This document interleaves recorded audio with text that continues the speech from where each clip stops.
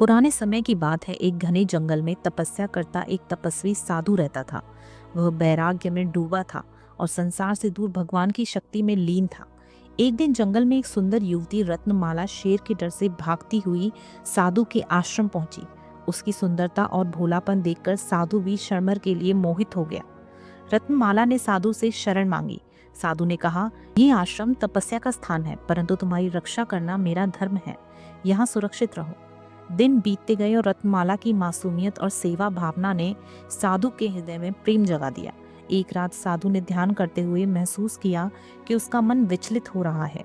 उसने सोचा, क्या ये प्रेम मेरा तप भंग करेगा? क्या मैं अपनी साधना से विमुख हो जाऊंगा? उसी रात रत्नमाला ने साधु से कहा, मुझे अब यहाँ से जाना होगा।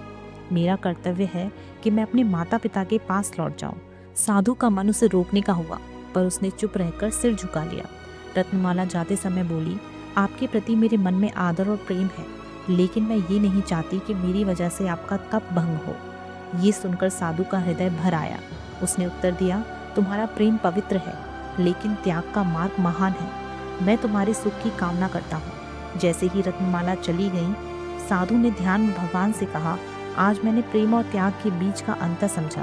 प्रेम बड़ा हो सकता है, परंतु त्याग ही सच्ची शक्ति है। उस दिन के बाद साधु और भी गहन तपस्या में लीन हो गया और रत्नमाला की याद उसके मन को शांति देती रही।